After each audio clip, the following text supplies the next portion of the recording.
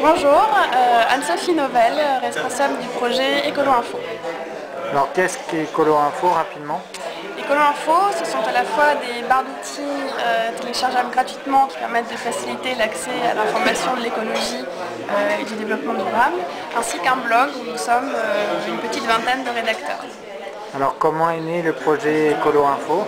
Il est né en mai 2007, partant du constat qu'il y avait beaucoup d'informations sur Internet, mais qu'elles n'étaient pas facilement accessibles lorsqu'on est novice. Donc l'idée, c'était de les regrouper, de les vérifier et de les structurer dans un outil facile d'accès et gratuit, et voilà, disponible à quiconque voulait s'informer de manière simple mais avec sérieux et en étant capable de faire son propre cheminement intellectuel.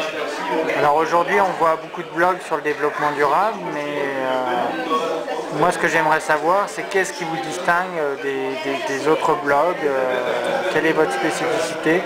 Alors déjà, nous sommes un blog collectif qui regroupe des blogueurs qui ont leur blog par ailleurs, qui sont des blogueurs investis au niveau professionnel dans le secteur, donc qui sont journalistes, chefs d'entreprise, artistes, chercheurs et encore d'autres profils, et qui avaient envie de venir sur Écolo Info pour créer un espace d'échange d'une part, pour qu'on puisse traiter des sujets de fond comme des sujets plus légers. Et comme on est situé aux quatre coins de la France et même un peu à l'étranger, ça permettait de faire des portraits d'initiatives locales.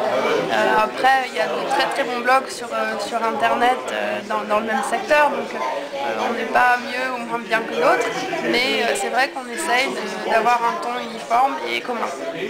Alors tout à l'heure vous avez parlé de barres d'infos. J'ai cru comprendre qu'il était possible de les télécharger pour pouvoir les mettre dans sa barre d'outils sur Internet. Comment ça se passe?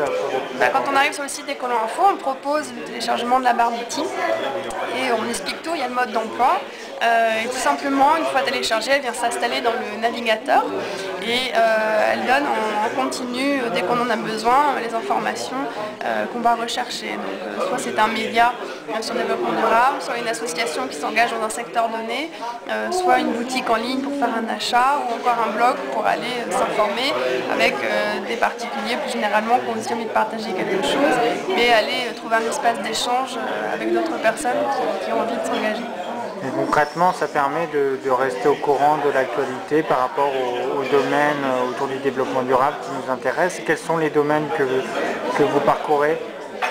C'est assez large parce que justement on n'essaye pas d'avoir une approche réduite, ou trop militante, ou trop business, ou je ne sais pas quel genre d'approche on pourrait qualifier, mais les gens qui ont la barre ont un aperçu très large, donc on a beaucoup de liens, ce qui devient actuellement d'ailleurs une limite. Donc on est en train de travailler sur une solution pour limiter, voilà, parce que trop d'infos tue l'info, on le sait très bien. Donc c'est un outil de veille à la fois, on a quelques flux d'actualité qui permettent de suivre l'actualité en direct. On a un univers NetVibes aussi qui permet d'avoir accès plus facilement à certains sites qu'on a triés sur le volet. Et donc on trouve sur tous les domaines du développement durable. Voilà, c'est assez large. Merci beaucoup. De rien.